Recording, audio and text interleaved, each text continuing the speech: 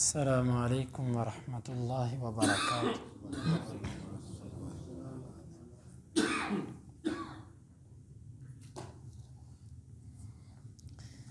سورۃ البقرہ آیت نمبر 80۔ اعوذ باللہ السمیع العلیم من الشیطان الرجیم من ہمزہ ونفخہ ونفثہ۔ وقالوا، اور انہوں نے کہا، لن، ہرگز نہیں، تمسنا، چھوئے گی ہمیں، النار، آگ، الا مگر ایاما، دن، معدودہ، گنے چنے۔ قل، آپ کہہ دیجئے، اتخذتم، کیا تم نے پکڑ رکھا ہے، عند، پاس، اللہ کے عہد کو، فلن، پس ہرگز نہیں، یخلف، وہ خلاف کرے گا، اللہ عہدہ، اپنے عہد کے، ام، یا تقولون، تم کہتے ہو، علی، پر، اللہ، ما، وہ، لا تعلمون، جو تم نہیں جانتے۔ بلا، کیوں نہیں، من، جس نے، کسب، کمایا، سیئۃً، برائی کو، واحاطت، اور گھیر لیا، بہ، اسے، خطیئتہ، اس کی غلطی نے، فاولئک، پس یہی، اصحاب، والے ہیں، النار، آگ، ہم، وہ، فیہا، اس میں، خالدون، ہمیشہ رہیں گے۔ والذین، اور وہ لوگ، آمنوا، جو ایمان لائے، وعملوا، اور انہوں نے عمل کی، الصالحات، نیک، اولئک، یہی، اصحاب، والے ہیں، الجنہ، جنت، ہم، وہ، فیہا، اس میں، خالدون، ہمیشہ رہیں گے۔ وقالوا لن تمسنا النار الا ایاما معدودہ، اور انہوں نے کہا، ہمیں ہرگز آگ نہیں چھوئے گی مگر گنے چنے دن۔ قل اتخذتم عند اللہ عہدا، آپ کہہ دیجئے، کیا تم نے اللہ کے ہاں کوئی وعدہ کر رکھا ہے، فلن یخلف اللہ عہدا، پس اللہ اپنے وعدے کا خلاف ہرگز نہیں کرے گا، ام تقولون علی اللہ ما لا تعلمون، یا تم اللہ پر ایسی بات کہہ جاتے ہو جس کا تمہیں علم نہیں، بلکہ تم اللہ تعالیٰ پر ایسی بات کہتے ہو کہ جس کا تمہیں علم نہیں۔ بلا، من کسب سیئہ، کیوں نہیں، جس نے برائی کمائی، واحاطت بہ خطیئتہ، اور اسے اس کی برائی نے گھیر لیا، فاولئک اصحاب النار ہم فیہا خالدون، بس یہ آگ والے ہیں اور اس میں ہمیشہ رہیں گے۔ والذین آمنوا وعملوا الصالحات اولئک اصحاب الجنہ، اور وہ لوگ جو ایمان لائے اور نیک اعمال کیے، یہ جنت والے ہیں، ہم فیہا خالدون، وہ اس میں ہمیشہ ہمیشہ رہیں گے۔ پیچھے والی آیتوں میں اللہ تعالیٰ نے ذکر فرمایا تھا کہ یہودیوں میں سے ایک گروہ ایسا ہے کہ جو صرف آرزوئیں، خواہشات، تمنائیں کھڑی کیے ہیں، بس، اور کچھ نہیں اسے پتہ۔ یہاں پر اللہ تعالیٰ نے ان کی ایک مثال ذکر کی، ان تمنا اور آرزوؤں میں سے ایک یہ تھی کہ ہمیں آگ نہیں چھوئے گی، ہم نے جہنم میں نہیں جانا۔ حدیث کے اندر آتا ہے کہ جب خیبر فتح ہوا تو نبی کریم صلی اللہ علیہ وسلم نے فرمایا کہ ان یہود کو جمع کرو، سارے یہود جمع کیے گئے، اور یہ یاد رکھیے گا، یہ خیبر میں یہ سارے یہود کے قبائل آباد ہوئے تھے، مدینے سے ایک ایک کر کے ان کو نکالا، پھر ان کے ساتھ غزوہ تبوک کیا جہاں پر یہ شرارتیں کر رہے تھے، پھر وہاں پر ان کے اوپر حملہ کیا۔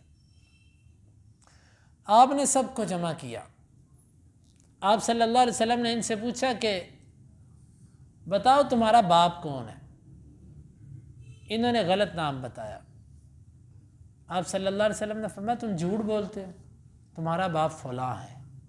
جب انہوں نے سنا تو یہ گھبرا گئے، کہتے ہاں آپ سچ کہہ رہے ہو، واقعی ہمارا باپ ہوا ہے۔ آپ نے فرمایا میں تم سے سوال کرنے لگا ہوں، تم نے، اگر میں درست بات ہوئی تو میری تصدیق کرو گے؟ کہتے ہاں، ہم آپ سے کیا چھپا سکتے ہیں، جب آپ ہمارے باپوں کے نام بھی جانتے ہو تو ہم آپ سے کوئی چیز چھپا تو نہیں سکتے۔ آپ نے فرمایا آگ میں کون جائے گا؟ کہتے ہم۔ پھر کچھ دیر کے بعد کچھ اور لوگ ہماری جگہ پر آ جائیں گے۔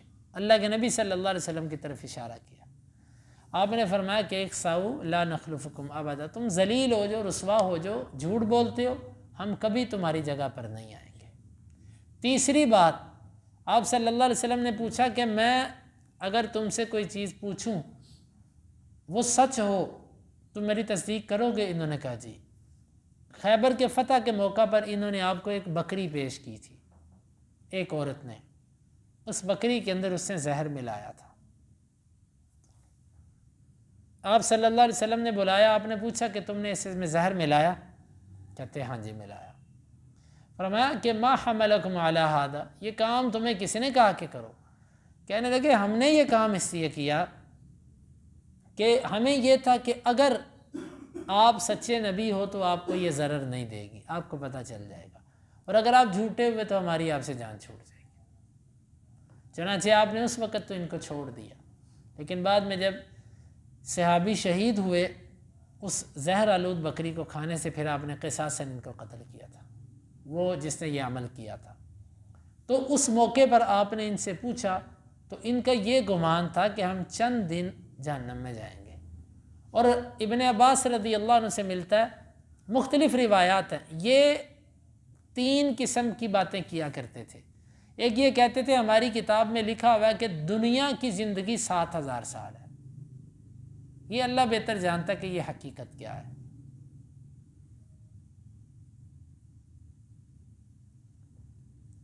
ویسے اگر 7000 کی عدد کو دیکھا جائے تو یہ تقریباً یہ پورا ہونے میں کچھ باقی ہے بھی، کیونکہ ابراہیم علیہ السلام کو تاریخ کے مطابق جو معلوم ہوتا ہے نا عرصہ ان کو گزرے ہوئے، وہ تقریباً کوئی 4500 سال ہو چکے ہیں۔ تو اس سے پہلے آدم علیہ السلام اور نوح علیہ السلام، اگر ان لوگوں کے زمانے کو دیکھ لیا جائے تو یہ تقریباً 2000 سال پہلے کا لگا لیجئے۔ یہ میں تاریخی اندازے کے مطابق بات کر رہا ہوں جو مجھے یاد ہے۔ تو تقریباً 6-6.5 سال دنیا کی اس وقت عمر ہے، انسان کو یہاں پر آباد ہوئے۔ باقی تو دنیا تو اللہ رب العالمین نے کب سے بنا رکھی ہے اسے پتہ ہے۔ انسانوں سے پہلے یہاں پر بھی مخلوقیں آباد تھیں، لیکن یہ کہتے تھے کہ دنیا کی ہماری کتابوں میں لکھا ہوا کہ 7000 سال عمر ہے، اللہ بہتر جانتا ہے۔ تو یہ کہتے تھے کہ اللہ کے ہاں ایک دن 1000 سال کے برابر ہے، گویا کہ دنیا کی عمر 7 دن ہے اللہ کے ہاں، 7 دن صرف۔ تو کہتے تھے ہمیں ہر دن کے بدلے میں 1000 کے بدلے میں 1 دن سزا ملے گی، ہم 7 دن جہنم میں جائیں گے۔ ایک یہ ان کا تصور۔ ایک ان کا تصور تھا ہم 40 دن جہنم میں رہیں گے۔ وہ کیسے کہ ہمارے بزرگوں نے 40 دن بچڑے کی عبادت کی تھی، وہ 40 دن جہنم میں جائیں گے۔ اور تیسرا یہ تھا کہ جہنم کی جو چوڑائی اور اس کے اندر کا جو مسافت ہے زقوم کے درخت تک، وہ 40 سال کی ہے، تو لہٰذا ہمیں اس کے بدلے میں 40 دن۔ اس طرح کے غلط قسم کے اپنی طرف سے تصور بنا کے نا انہوں نے عوام میں یہ نظریات مشہور کر رکھے تھے۔ تو اللہ تعالیٰ نے اس کا ذکر کیا۔ یہ کہتے ہیں کہ ہمیں آگ نہیں چھوئے گی مگر چند دن، گنے چنے دن۔ آپ ان سے پوچھو کیا تم نے اللہ سے کوئی وعدہ لیا ہے؟ ہاں، اللہ اپنے وعدے کا بڑا پکا ہے۔ اگر تو تم نے اللہ سے کوئی وعدہ لیا ہے تو پھر تو بات ٹھیک ہے۔ جب اللہ سے تمہارا ایسا کوئی وعدہ نہیں ہے تو پھر تم ایسی جھوٹی بات کیوں کرتے ہو؟ ام تقولون علی اللہ ما لا تعلمون، ام یہاں پر بل کے معنی میں، بلکہ تم وہ بات کہتے ہو جس کا تمہیں علم نہیں، یعنی کہ تمہیں کیا پتا کہ اللہ رب العالمین نے، تمہیں نہیں پتا کہ اللہ تعالیٰ نے تم سے وعدہ کیا کہ نہیں کیا، بلکہ نہیں کیا اللہ تعالیٰ نے، اور تم اللہ پر ایسی بات کہتے ہو جس کا تمہیں علم نہیں ہے، یعنی جان بوجھ کر اللہ تعالیٰ پر تم جھوٹ بولتے ہو۔ ہر وہ شخص جو اللہ تعالیٰ پر یا دین پر کوئی اپنی طرف سے بات داخل کرتا ہے وہ اس کے زمرے میں آتا ہے کہ وہ اللہ پر جھوٹ باندھتا ہے۔ بلا من کسب سیئۃ واحاطت بہ خطیئۃ، اب ایک قاعدہ بیان کیا جا رہا ہے کہ تم نہیں، جس بندے نے بھی گناہ کیے اور اس کے گناہوں نے اس کو گھیر لیا۔ فَأُولَٰئِکَ أَصْحَابُ النَّارِ هُمْ فِيهَا خَالِدُونَ، یہ آگ والے ہیں اور اس میں ہمیشہ رہیں گے۔ اس آیت کو سمجھیے، جس بندے نے گناہ کیے اور گناہوں نے اس کو گھیر لیا، گھیر لینے سے کیا مراد ہے؟ مفسرین کے بڑے اقوال ہیں۔ ایک قول یہ ہے کہ اس نے توبہ نہ کی، گناہ کرتا رہا زندگی میں لیکن توبہ نہ کی، اس کو اس کے گناہوں نے گھیر لیا۔ ایک قول یہ ہے، یہ ملتا جلتا یہ پہلے سے، کہ دوام اور ہمیشگی کے ساتھ گناہ کرتا رہا، باز ہی نہیں آیا، حتیٰ کہ گناہوں کی مقدار اتنی ہو گئی کہ اب انہوں نے اس کو گھیر رکھا ہے۔ اور ایک تیسرا قول جو زیادہ بہتر اور قوی معلوم ہوتا ہے وہ یہ ہے کہ یہاں پر گناہ سے مراد شرک اور کفر ہے۔ بلا من کسب سیئہ، کیوں نہیں جس نے بڑے گناہ کیے، بڑے گناہ سے مراد یہاں پر کفر اور شرک ہے، کفر کیا یا شرک کیا، کیونکہ یہ دو گناہ ہیں کہ جن کو اللہ تعالیٰ معاف نہیں کرے گا۔ اللہ تعالیٰ نے قرآن میں فرمایا کہ ان اللہ لا یغفر ان یشرک بہ، اللہ شرک کو معاف نہیں کرے گا، وَيَغْفِرُ مَا دُونَ ذَلِكَ لِمَن یشاء، اس کے علاوہ انسانوں میں سے، اپنے بندوں میں سے جس کو چاہے وہ معاف کر دے۔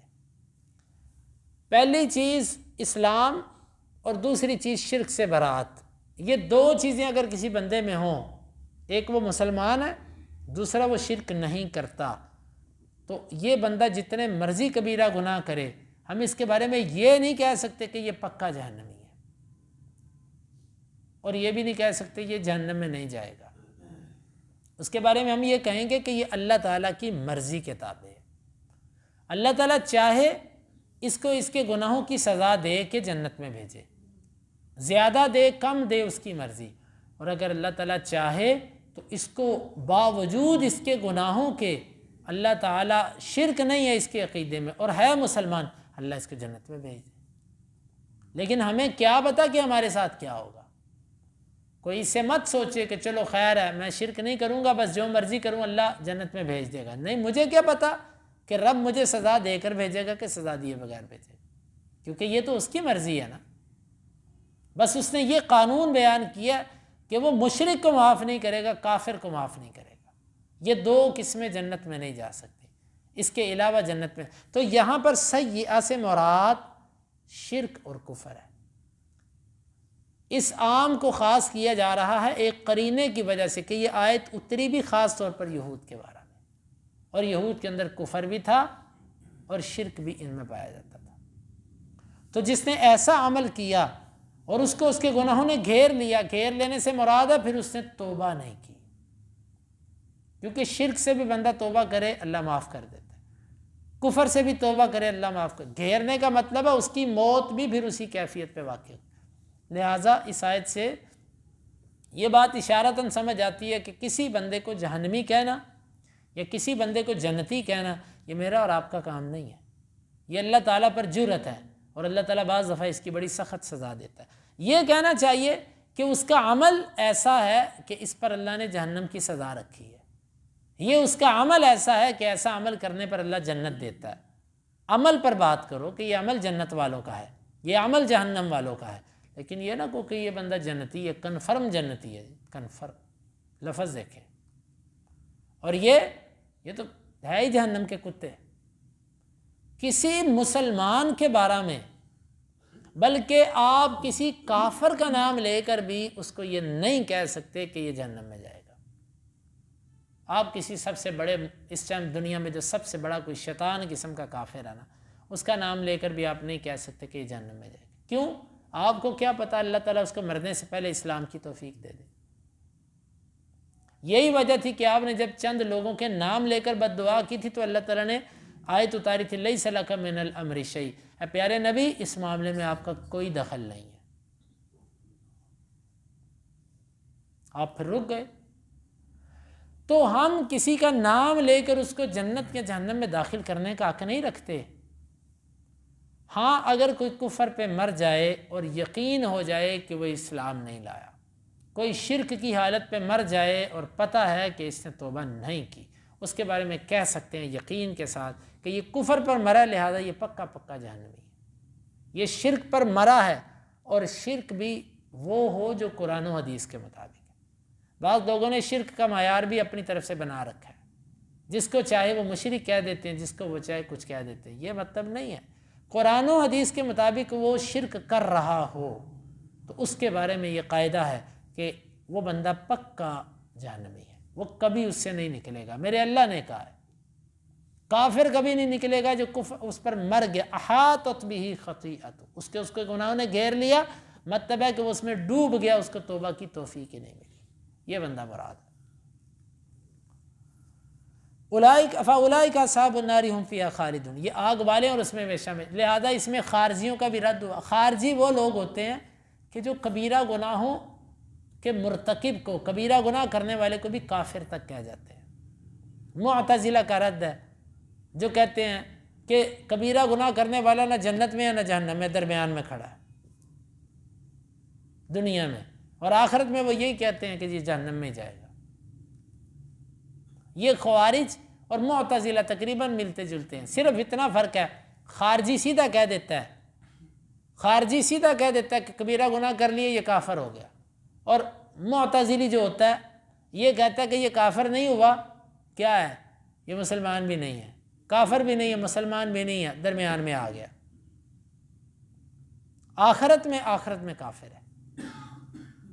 یہ ان دونوں کا یہاں پر رد ہے کہ یہاں پر خطیئہ سے مراد، سیئہ سے مراد، اور خطیئہ سے مراد کفر اور شرک ہے۔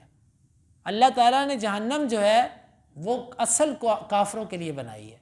اب جو ان جیسے عمل کرے گا وہ رب کی مرضی کے تابع ہے، رب چاہے اس میں داخل کرے چاہے اس کو بغیر داخل کیے معاف کر دے، لیکن پکا جہنمی کوئی مسلمان نہیں ہے جس میں شرک نہیں ہے۔ اور یاد رکھیے گا شرک کرنے سے بندہ اسلام سے نکل جاتا ہے۔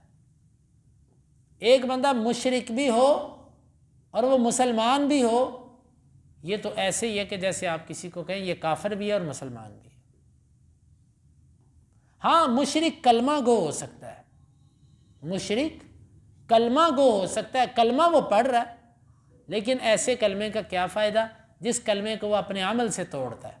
اس کی مثال ایسے ہی ہے کہ ایک بندہ نماز میں کہتا ہے ایاک نعبد و ایاک نستعین، اور سلام پھیرنے کے بعد قبر پہ جا کے سجدہ کر دیتا ہے۔ اس کا نماز کے اندر یہ کہنا میں تیرے سے مدد مانگتا ہوں اور صرف تیری عبادت کرتا ہوں، اور بعد میں اس کا جا کے سجدہ کرنا، یہ اس کا تضاد نہیں ہے دونوں باتوں کے اندر، عمل کے اندر اور فعل کے اندر۔ اسی طرح کلمہ پڑھنے والا بندہ اور پھر شرک کرنے والا، شرک دائرہ اسلام میں بندے کو نہیں رہنے دیتا۔ یہ غلط فہمی ہے ہماری کہ ہم کہتے ہیں وہ نمازی ہے، وہ اللہ اور اس کے رسول کو مانتا ہے، یہ ہے وہ ہے۔ ہم لوگوں نے جہاں پر دین نے سختی کی وہاں پر ہم نرم ہیں، اور جہاں پر دین کی سختی نہیں کچھ نرمی ہے وہاں پر ہم بیجا سخت بھی ہیں۔ اس معاملے کے اندر، شرک کے معاملے کے اندر اسلام کے لیے اسلام نے کسی قسم کی رعایت اور نرمی نہیں دی، وہ کتنا بھی عزیز ہو، کتنا بھی قریب۔ ہاں ناموں کے اندر شرک نہیں ہے، یہ بات ہم بار بار کہتے ہیں۔ لفظ بریلوی شرک نہیں ہے کہ جو بریلوی ہے جی اس کو مشرک کہہ دو، جو دیوبندی ہے اس کو مشرک کہہ دو، یہ ہماری دعوت نہیں ہے۔ کتنے اپنے آپ کو اہل حدیث کہلوانے والے بھی شرک کے اندر واقع ہو جاتے ہیں۔ عقیدہ ان کا ایسا نہیں ہے، لیکن ذاتی طور پر کسی غلط چیز میں چلا جائے۔ اب بریلوی اور دیوبندی چیز کو دیکھا جائے، اس میں کتنے ایسے ہیں بریلوی، کتنے دیوبندی ایسے جو بالکل مضبوط ہے عقیدے کے اوپر، غلط چیز دیکھتے ہیں وہ کہتے ہیں جائے بھاڑ میں یہ بندہ، میں قرآن و حدیث کے اوپر کمپرومائز نہیں کر سکتا۔ یہ ایک ایمان کی علامت ہوتی ہے۔ وہ کہتا ہے یہ مولوی ہے، ٹھیک ہے مولوی کی بات ہے، غلط ہے یہ بات، اب اس کے پیچھے لگ کے میں اپنا ایمان بھی بیچ دوں۔ کتنے ایسے بریلوی اور دیوبندی ہیں جو اس شرک کے اندر نہیں ہیں، تو ہم ناموں پر فتویٰ کیوں لگاتے ہیں؟ نام پر فتویٰ نہیں بنتا، فتویٰ عمل پر ہے، عقیدے پر ہے، کہ جو غیر اللہ سے مدد مانگتا ہے اس کو جائز سمجھتا ہے اور ایسا کرتا ہے، غیر اللہ سے جو ہے نا وہ اللہ کے اختیارات، اللہ کی صفات غیر میں ثابت کرتا ہے، تو اس بندے کا یہی حکم ہے۔ پھر یہاں پر کچھ دنیا میں اس کو کافر کہنے کے معاملے میں تفصیلات ہیں، کچھ عذر ہوتے ہیں، یہ زائل، یہ لمبی ابحاث ہے۔ بہرحال یہ بات قطعی ہے کہ شرک کرنے والا اسلام میں نہیں ہوتا، اسلام سے وہ باہر ہے، چاہے وہ اپنے آپ کو مسلمان کہے، چاہے وہ سر پہ پگڑی باندھ کے رکھے، چاہے وہ 5 وقت کا نمازی ہو، چاہے وہ روزے پورے رکھتا ہو، حج بھی کرتا ہو، زکوٰۃ بھی دیتا ہو، عمرے بھی کرتا ہو اور بڑی نیکیاں کرتا ہو، تسبیحیں دونوں ہاتھوں میں اس نے پکڑی ہوں، شرک کرنے والا مسلمان نہیں ہے۔ اولئک اصحاب النار هم فیہا خالدون، یہ تو آگ والے ہیں، اس میں ہمیشہ ہمیشہ رہیں گے۔ والذین آمنوا وعملوا الصالحات، اور وہ لوگ جو ایمان لائے اور نیک اعمال کیے۔ اب پچھلوں کے برعکس کہ جو بھی ایمان لائے اور نیک عمل کرے گا اس کا نام کچھ بھی ہو، اولئک اصحاب الجنہ، یہ جنت والے ہیں، ہم فیہا خالدون، یہ اس میں ہمیشہ ہمیشہ رہیں گے۔ اللہ تعالیٰ سے دعا ہے اللہ تعالیٰ ان آیات کو سمجھنے کی اور ان کے تقاضوں کو پورا کرنے کی توفیق عطا فرمائے۔